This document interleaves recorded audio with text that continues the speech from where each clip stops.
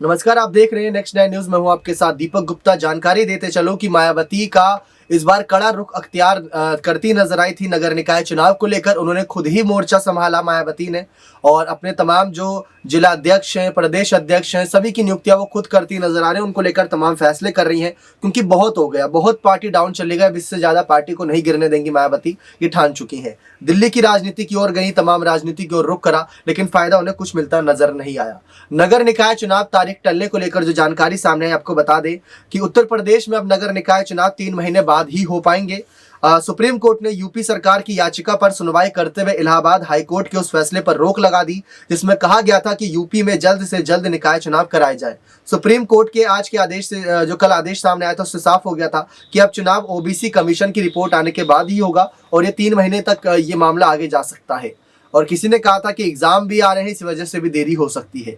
लेकिन खैर, ये बड़ा मामला सामने आया है। इन सब के बीच मायावती का ओबीसी मुद्दे पर और साथ ही साथ यहाँ पर नगर निकाय चुनावों की तारीखें टलने को लेकर गुस्सा फूटता नजर आया था। ओबीसी मुद्दे पर जिस तरीके से उन्होंने सपा पार्टी को घेरा था, वहां पर सवालिया निशान खड़े हुए थे, और इस पूरे मुद्दे को लेकर योगी सरकार पर भी बिना नाम लिए वो निशाना साधती नजर आई थी। और खासकर उनका गुस्सा तो तब 7वें आसमान पर पहुंच गया जब उन्होंने खुद चुनाव की जिम्मेदारियां उठाई और चुनाव में देरी होती नजर आ रही है। क्योंकि आप सब भी जानते हैं, मायावती एक राष्ट्रीय स्तर पार्टी की नेता है, मुखिया है, सुप्रीमो है, तो उनकी जिम्मेदारियां ज्यादा है। उनको हर राज्य में अपनी अपनी जिम्मेदारियां अदा करनी है। अब मध्य प्रदेश में भी चुनाव आ रहे हैं, छत्तीसगढ़ की चुनाव भी हवाएं तेज हो गई है, राजस्थान में भी चुनाव है, तो इन सब जगह भी उनको मौजूद रहना आवश्यक है। अगर नगर निकाय चुनावों में व्यस्त रहेंगे तो विधानसभा चुनावों में कैसे आगे बढ़ पाएंगे।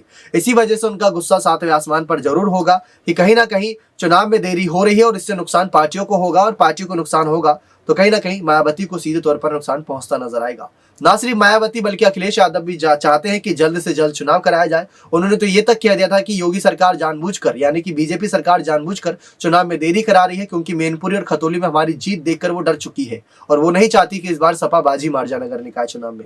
लेकिन बीजेपी की तरफ से केशव प्रसाद मौर्य ने साफ कहा था कि चुनाव आज होते हैं तो हम तैयार हैं, कल होते हैं तब भी हम तैयार हैं, जीत हमारी ही होगी। लेकिन आपको क्या लगता है, क्या इस बार मायावती, जिन्होंने खुद मोर्चा संभाला है, नगर निकाय चुनाव में कोई बड़ा हेरफेर कर पाएंगी?